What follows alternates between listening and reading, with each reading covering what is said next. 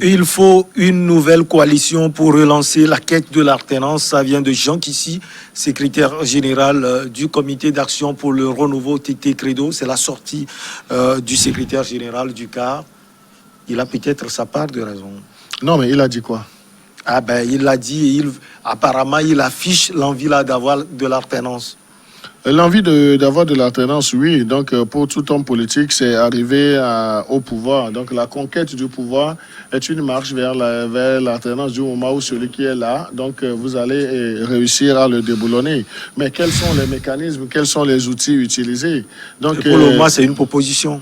Oui, c'est une proposition, mais il nous en souvient qu'il a été l'un des acteurs même de ces conglomérats, de ces centres de réflexion entre acteurs politiques. Mais on a vu comment l'ego surdimensionné de tous ces acteurs ont épluché la lutte. Donc aujourd'hui, c'est vrai, c'est de son plein droit de toujours espérer, mais moi, s'il était en face de moi, j'allais lui demander comment est-ce qu'il compte aller encore à ces regroupements. Si on considère, si on sait aujourd'hui que ça sera assez difficile pour les hommes politiques que nous avons, disons, les professionnels de l'opposition aujourd'hui que nous avons, qui se sont les professionnels de l'opposition, qui se sont entre eux déchirés.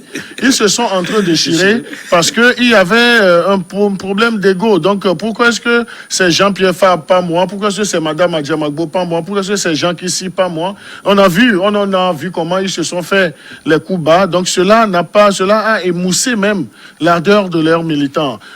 Mais il faut être toujours de bonne intention. Jean Kissi, il l'a dit. Donc, je sais qu'il est en train de susciter encore le débat au sein de l'opinion, au sein de tous les acteurs. Mais il y a un mais. Peut-être qu'il tire la leçon de la banqueroute, de l'échec cuisant. C'est possible. Mais on peut considérer cela aussi comme une réponse à Jean-Pierre Fabre, qui dit que lui ne va plus se mettre dans une certaine alliance avec d'autres acteurs de l'opposition, parce que l'expérience n'a pas été assez concluante. L'expérience a été amère. Si vous prenez aujourd'hui même monsieur Jean Kissi, que je salue au passage, si vous le prenez en aparté, vous discutez avec lui, vous lui posez les problèmes de la C14, donc il vous dira, donc s'il est franc, si vous voulez être franc avec vous, donc il va vous citer même des noms des gens qui ont joué des rôles troubles. Donc c'est valable aussi lorsque vous voyez un certain Antoine Folly, que nous avons connu dans les années 90 de la conférence nationale, politicien jusqu'à aujourd'hui, mais avec quel résultat? Donc lui aussi va vous donner ses motivations, il va vous donner également ses arguments. Si vous prenez Madame Brigitte Adjamagbo Johnson, donc elle aussi, elle a son mot à dire. Maintenant, et il faut dire que ça soit le professeur Aimé Tchaboré Gogué, ce sont des gens qui ont souffert le martyre à divers degrés. Ouais. À divers degrés. Mais le martyr, là, ne venait pas uniquement du côté du parti Unir qui s'inscrit toujours dans une logique de conservation du pouvoir. Mais les coups bas, c'est beaucoup plus dans la classe politique de l'opposition. Ce sont des gens qui ne s'aiment pas. Et ce sont des gens qui ne pensent qu'à leur positionnement sociétal, du moins pour les leaders. Et lorsque vous n'arrivez pas à rassembler, vous n'arrivez pas à définir les règles du jeu, et que des fois, on dit même une présidence tournante au sein de certaines coalitions pour les prises de parole, mais les gens savent faire les calculs. La saison des mangues aussi, c'est lorsque tu es responsable et on provoque un dialogue, il y a les palais présidentiels étrangers qui t'invitent pour venir discuter. Donc ça, c'est la saison des mangues. Et tout acteur politique dans un conglomérat vise, même, vous avez vu, lorsqu'ils étaient partis en Guinée, lorsqu'ils étaient partis en France pour aller discuter avec d'autres chefs d'État en vue de l'apaisement politique, lorsqu'ils sont revenus, ou bien avant même qu'ils ne reviennent, nous avons vu comment leur chapelle communicationnelle ont envoyé les informations dans tous les sens. Donc, ce n'était pas unifié. Donc, c'est pour dire qu'il sera difficile aujourd'hui à ces leaders qui sont dans l'éternel recommencement de refaire quelque chose qui puisse avoir aujourd'hui l'assentiment des populations, du moins de leurs militants qu'ils ont tendance facilement à assimiler aux populations togolaises. Jérôme, il a parlé de ces problèmes au niveau de l'opposition. Est-ce que le pouvoir en place aussi, dans l'élan là de conserver le pouvoir, c'est son rôle, n'agit pas dans l'opposition d'une manière sous-jacente? Mais c'est de bonne guerre. Que voulez-vous que le parti au pouvoir fasse? Lui, il peut jouer son rôle. Le parti au pouvoir veut rester éternellement Au pouvoir. Non, c'est une phrase assez simple. Ouais. Hein. Oui. Le parti au pouvoir veut rester éternellement au pouvoir. pouvoir. C'est simple. Et Donc, revient. il appartient à l'opposition d'être intelligente. Et malheureusement, Wow. malheureusement, moi, ça, c'est vrai, parfois, quand on le dit comme ça, on nous traite de vendus. On nous traite de je ne sais pas quoi. Et moi, je me dis même que M. Kissi voudrait satisfaire juste un besoin de cœur.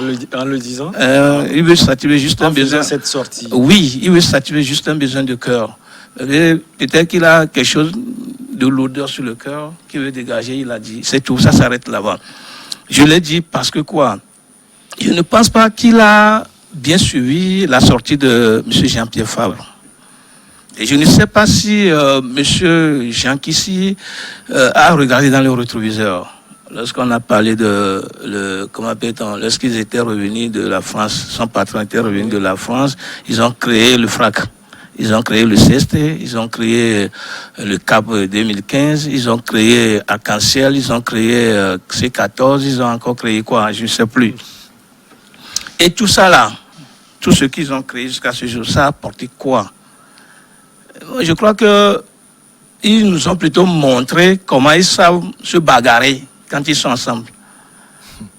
Oui, puisque tous ces regroupements-là n'ont rien fondamentalement apporté pour, du moins, leurs militants ou le peuple togolais, puisque à chaque fois, ils parlent au nom du peuple togolais. On a plutôt vu des personnalités qui ont oublié qu'elles sont des grandes personnalités, qu'elles ont un rôle, un véritable rôle à jouer au nom du peuple, et qui se sont regroupés pour se bagarrer, pour démontrer leur ego. Moi, ça fait pitié. Et je ne sais pas sur quoi M. Kissi compte aujourd'hui. Moi, je souhaiterais même qu'ils disent qu'il va passer par d'autres moyens pour remobiliser la population. C'est mieux que de dire qu'ils vont encore se fondre dans une coalition. Il va mettre qui et qui dans cette coalition-là? Moi, je n'en vois pas.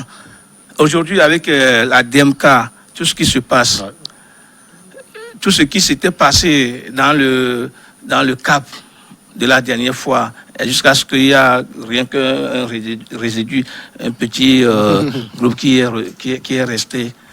Mais moi, je me dis que ce n'est plus possible. Ce n'est plus possible de vouloir créer un regroupement, une coalition, pour faire quoi? Pour dire quoi? À qui? À quel militant? En tout cas, à quel peuple? Je ne suis pas dedans, de toute façon. Je ne suis pas dedans. Parce que moi, j'ai plutôt dit, ou je souhaiterais plutôt que le peuple même apprenne à prendre le devant de la scène politique, si tant est que ce peuple-là veut véritablement un changement au sommet de l'État, si tant est que ce peuple-là veut véritablement une alternance. Mais comptez sur ce qu'on avait vu là, depuis le FRA jusqu'à maintenant, paix à l'âme de certains qui malheureusement n'ont pas vu l'aboutissement de partir. Mais comptez sur eux, je ne suis pas sûr. C'est-à-dire que c'est d'aller à un marché de dupes, un marché de crabes, alors qu'on va vous dire que dans ce marché-là, on vend du poulet, alors que c'est du crabe qu'on vend. Ce n'est plus sérieux. Moi, je souhaiterais que le peuple, c'est de ça qu'on parlait à l'instant, que la jeunesse africaine, que la jeunesse togolaise ou les cadres des partis, les jeunes cadres des partis politiques là, arrivent au devant de la scène pour quand même booster une autre manière de faire la politique. Maintenant, compter sur encore ceux-là qu'on connaît avec toute l'expérience qu'on a vue, tout ce qu'ils ont dit, tout ce qu'ils ont fait. Moi, je n'attends rien de toute façon. Credo, le conseiller municipal du Golfe 5 a aussi tenu des propos antipodes de ce que la chef du gouvernement tenait, puisque Mme Tomega plutôt, a dit que la page des élections est tournée. Pour Jean Kissi, cette page n'est pas tournée parce qu'il dit, même dans le maquis, le docteur Agbéomé a formé son gouvernement. Non, je crois que ce sont des propos assez irresponsables venant d'un jeune homme politique. Et on a comme l'impression qu'il ne fait pas d'effort pour faire la lecture politique. Et Jean Kissi, c'est quelqu'un de lucide. Eh bien, je ne sais pas comment il est arrivé à dire que M. Agbemé Kodjo, même dans le maquis, a formé son gouvernement virtuel. Donc ça, ce n'est pas responsable. Jérôme l'a dit. Vous savez, ce qui manque aux opposants individuellement aujourd'hui, c'est le business politique.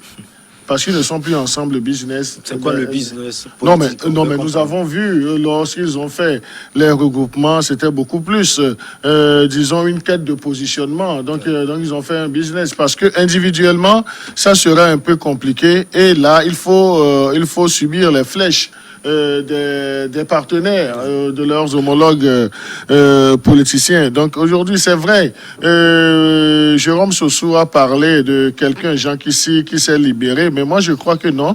Au-delà de cette libération de soi, Jean Kissi a une envie. Donc Jean Kissi a une envie de revenir au devant de la scène parce que vous savez, il y a une incertitude même au sein de son parti. Maître Agboibo n'est plus là. Ouais. Mais que va devenir le cas? Est-ce que sa sortie médiatique n'est pas, disons, une contribution à ce que il soit bien positionné? Est-ce que l'héritage politique de Maître Agboibo sera, disons, assumé? Donc ça, ce sont de grandes interrogations. Maintenant, aller jusqu'à oui, donc il a parlé, mais je ne dirais pas qu'il a parlé pour parler, mais il a exprimé un besoin, et le besoin, c'est, il espère revoir des regroupements d'hommes politiques de l'opposition assez forts. Maintenant, mais avant d'aller encore dans un renouveau, mais il faut faire le bilan de ce que vous avez fait. Aucun de ces hommes politiques n'a le courage de reconnaître un seul tort. Donc tous sont bien faits, mais au finish, tous sont mal faits. Parce que ce qu'ils ont vendu à leurs militants assimilés au peuple togolais, rien ne s'est jamais réalisé. Et nous avons vu comment est-ce que les locales se sont passées. Lorsqu'ils devaient parler même en termes d'unicité de voix, donc on a vu qu'ils sont partis dans tous les sens parce que chacun faisait ses calculs. Et nous avons vu également ce qu'ils ont fait lors de la dernière présidentielle. Les guéguerres qu'on a toujours au sein de cette classe politique de l'opposition. Donc voilà, ce sont des gens qui ne pensent qu'à leur propre bien, mais qui ne pensent pas aux besoins ou bien au bien-être de leurs militants. Ce sont des gens qui prennent la politique comme tremplin de réalisation de soi. Et lorsque c'est calme, ça ne les intéresse pas parce que ça doit bouillonner un peu pour qu'eux aussi, ils puissent en tirer des chandelles. Voilà la situation. Jean Kissi, je crois qu'il a fait rien que du sujet verbe complément. Parce que la conviction, il manque. Et vous avez vu, avant même que M. Jean Kissi ne fasse cette sortie, nous avons vu, Jean-Pierre Fabre a eu le courage de dire ce qu'il a également sur le cœur, pour dire qu'il ne va plus s'attabler avec n'importe quel leader politique, parce qu'il en a fait les frais aussi. Comme lui aussi en a donné des coups. Ouais. Donc c'est le temps où lui aussi devrait... oui, non, il devrait pas seulement recevoir, il doit encaisser. Jean-Pierre Fabre doit encaisser. Parce que Jean-Pierre Fabre aussi a donné des coups. Nos leaders se donnent des coups. Et au même moment, vous laissez le parti au pouvoir qui prend des larges. Le parti au pouvoir n'est pas la conquête du pouvoir. Le parti au pouvoir est dans une démarche de conservation du pouvoir. Si le parti au pouvoir doit même envenimer vos querelles intestines, c'est de bonne guerre. Ça, c'est de bonne guerre, c'est la politique. Si vous-même, vous ouvrez les portes, vous montrez vos failles à votre adversaire politique, mais il ne prendra cela que pour des passerelles et puis profiter pour vous diviser plus. Et vous n'allez pas dire que c'est le parti au pouvoir qui a fait que l'opposition togolaise est dans une situation assez précaire aujourd'hui. C'est parce que ces leaders d'alors et de maintenant n'ont pas eu de vision. Donc, ils ne savaient pas. Donc, c'était une sorte de navigation à vue. Ayons le courage de dire les choses telles qu'elles sont. Ils naviguent à vue. Et vous avez vu, même si nous prenons leurs entités politiques individuellement, les guéguerres qu'ils se font.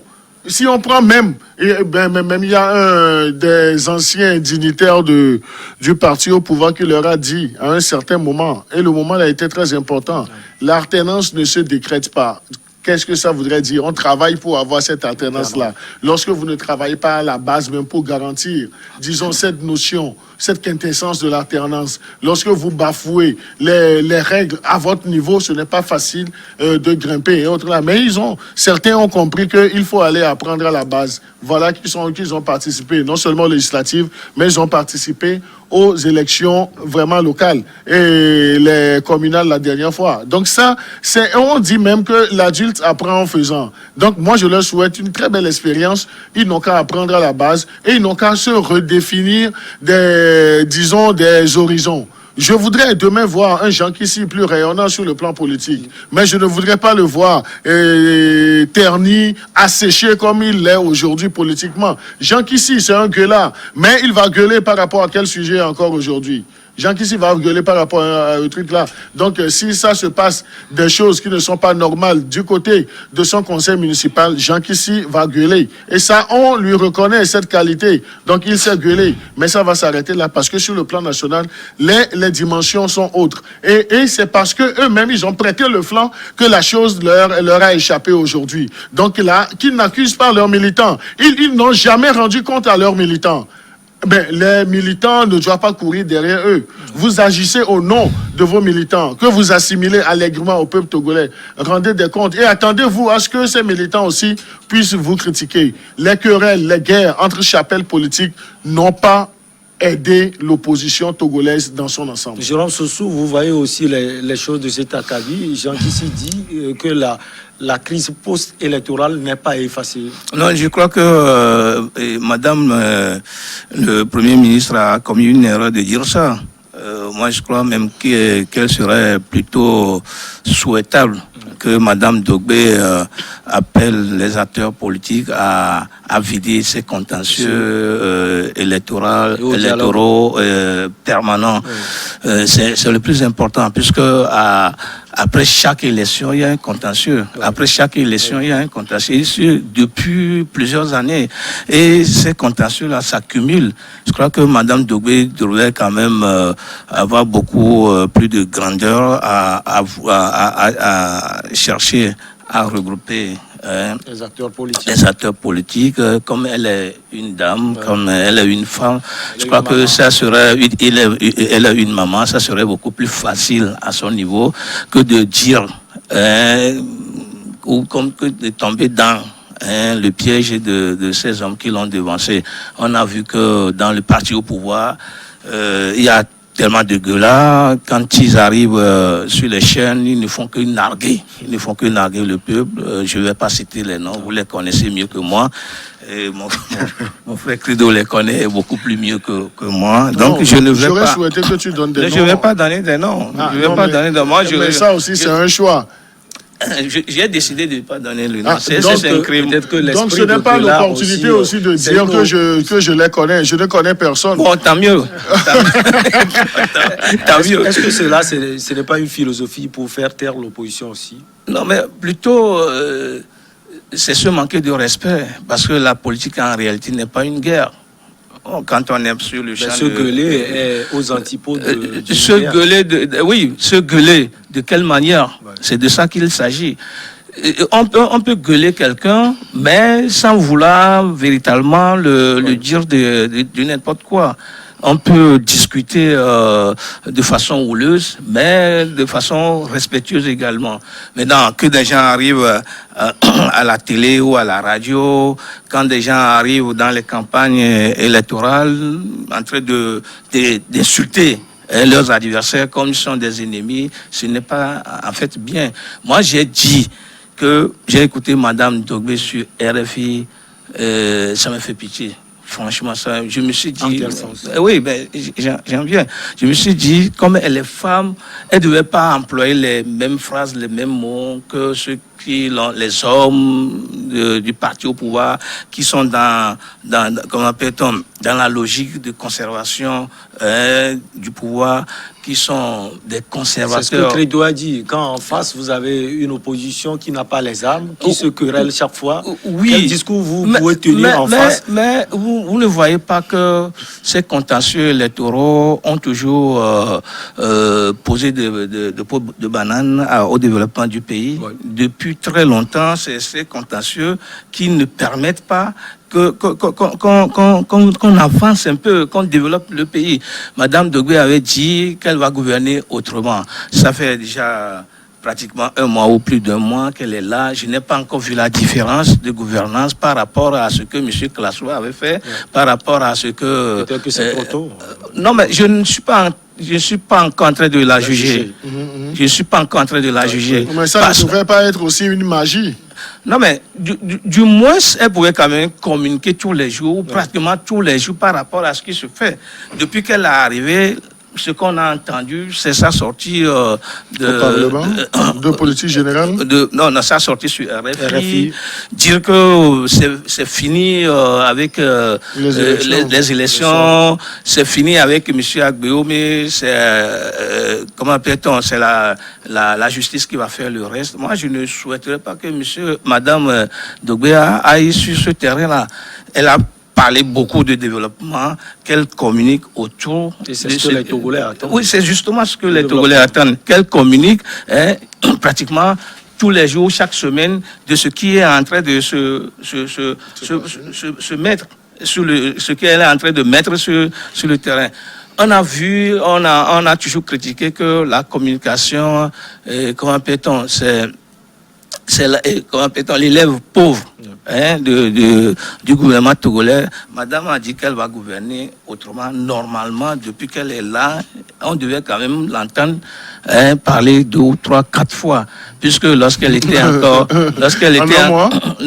pourquoi pas? Lorsqu'elle était encore au ministère du Développement à la base, on la voit au moins 3, 4, 5 fois dans la semaine parler devant les caméras. Oui, c'est parce qu'il y avait des activités pour le développement de la base. Cela veut dire qu'il n'y a pas d'activité. Je n'ai pas déjà dit ça. C'est ce que je croyais. Lorsque vous avez des responsabilités plus élevées, donc il faut mesurer également les sorties. Oui, sa dernière sortie qu'on critique, que certaines langues critiquent aujourd'hui, donc ça remonte à combien de semaines, Jérôme? Je dis, madame a dit qu'elle va gouverner autrement. Non, je sais que vous madame a dit qu'elle va gouverner autrement. Oui. On a hâte de la voir gouverner autrement. Non, C'est simple ce que je suis en train de dire. Non, laisse-moi. Lorsque tu débitais tout sur Jean Kissi, je t'ai rien dit. Non, je ne débitais pas. Retirez ce verbe. Je retire le verbe. Merci pour ton humilité. Je suis toujours comme ça, tu me connais pour ça, non? Lorsque tu disais tout sur Jean Kissi, ça ne m'engage pas. Hein. Et ce que je dis sur Madame Dogbé, ça m'engage. Ouais. Hein? Alors là, laisse-moi aller au terme de mon développement. Donc moi, je dis, je n'ai rien contre Madame Dogbé. J'aime la critiquer depuis qu'elle est au ministère de la base. C'est ce qui forme. Oui, j'aime vraiment la critiquer sur toutes ses actions, sur tous ses projets. Je le fais pas de façon négative. Je veux voir véritablement que ces projets portent. Madame Dogbé, en tout cas, après pratiquement 10 ou 12 ans au niveau du ministère de la base, du développement de la base, elle a fait pas mal de projets. On s'amusait la dernière fois à compter, on était allé jusqu'à 32. Mais je veux dire que ces projets-là n'ont pas de véritable impact sur la population, surtout qu'elle travaillait dans le compte des jeunes.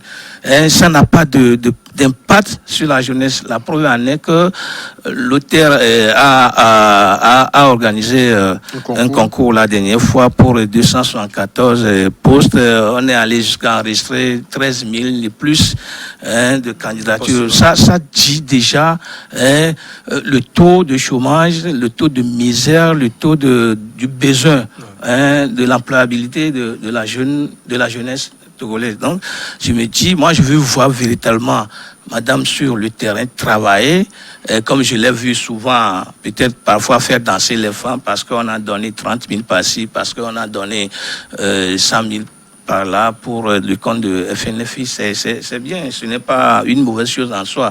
Maintenant, dire que la politique ou les contentieux électoraux, c'est fini, c'est derrière nous, c'est faux. C'est déplacer le problème pour le mettre là-bas et ajouter un autre. Je crois c'est fondamental qu'on arrive pour une fois pour de bon à éplucher profondément ou complètement ces problèmes politiques pour donner place au développement. Si on ne veut pas régler les problèmes politiques à fond, je crois qu'on serait sur la même faire tourner autour du pot, revenir. Attendez, 2025 va arriver bientôt. Et c'est déjà arrivé. Et vous allez voir que les mêmes problèmes vont se reposer. Et on va où avec tout ça? Il faut régler les problèmes, c'est tout. Credo, en une minute, Jérôme a parlé du taux de chômage. Mais Jérôme a parlé plus de 10 minutes. Ouais. Oui, c'est parce qu'on a... Non, je lui ai emboîté le pas, voilà. C'est tout. On aura encore d'autres émissions, vous allez parler. On a le temps contre nous. En une minute, il a parlé de chômage. Ce n'est pas peut-être en voyant tout ce qui se passe que Jean Kissi appelle à l'alternance aujourd'hui. Non, je ne vais pas me mettre à la place de Jean Kissi pour essayer de réfléchir à sa place. Jean Kissi est un homme politique. Il a sorti ce qu'il a dans le ventre actuellement. Oui. Ce qu'il aura dans le ventre demain, je ne peux pas le présager. Donc il a exprimé un besoin. Son besoin vital aujourd'hui, c'est d'arriver encore à un regroupement de la classe politique de l'opposition. Vivement qu'il soit entendu par ses pairs de l'opposition. Et ce serait trop difficile. Oui, et donc nous avons déjà dit que ça serait vraiment difficile. Et vous avez vu comment même au sein de la dernière entité, la C14, Jérôme a bien fait de citer du FRAC, CST, tout ce qu'on a vu. Même avant même le FRAC, les codes 1, code 2. Mais on a vu aussi avec les vieux loups qui ont débarrassé le plancher par la force des choses. Voilà. Maintenant, ceux qui sont là, les dinosaures de l'heure aussi, je crois que c'est le temps pour qu'ils débarrassent le plancher. Mais ça serait difficile.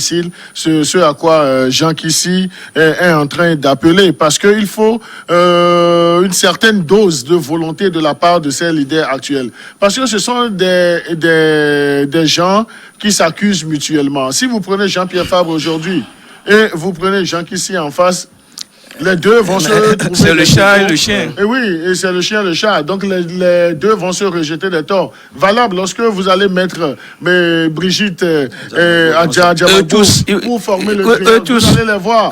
Même si c'est un triangle isocèle, vous ajoutez d'autres acteurs comme c'est la même personne. Antoine Folie, Aimé Goguet. Donc lorsque vous allez les mettre, ce sont des gens qui sont des éternels insatisfaits, mais des gens qui n'ont rien fait de consistant pour le bien-être de leurs militants. Moi, je ne parlerai pas du peuple togolais parce que lorsque une opposition est organisée, on sent cela aussi sur le terrain. Mais lorsque on fait miroiter des choses aux militants, assimilés aux populations, mais on fait le contraire pour ne pas voir se réaliser les choses comme ça. Donc, c'est vraiment difficile. Et vous avez vu, même il y avait eu même un regroupement des partis politiques de l'opposition. Donc, on a vu, M. Agboueme Kodjo avait participé. Et M. Agboueme Kodjo, de l'autre côté aujourd'hui, vous avez vu tous les ressentiments de la part de ces hommes politiques. Donc, ce sont des gens qui sont faits, ce sont des gens qui se sont connus, mais qui ne se sont jamais aimés. Et politiquement, ils ne vont jamais s'aimer parce que chacun cherche sa place au soleil. Moi, je veux juste compléter. Oui, je voudrais juste compléter ce que Credo a dit pour, si vous permettez la tautologie, pour dire que aujourd'hui là, tous ceux qui sont devant la classe politique de l'opposition ne peuvent plus rester ensemble. Donc, je crois que M. Kiss sont éternellement divisés. Je crois que M. Kiss va chercher de nouvelles figures. Avec des nouvelles figures là, il peut faire sa coalition. Mais avec les anciens qu'on connaît là, ce n'est pas du tout. C'est vraiment impossible. C'est vraiment impossible. C'est le jour et la nuit. Tous ceux qu'on voit là, ils se rendent tous les jours, chaque minute dedans.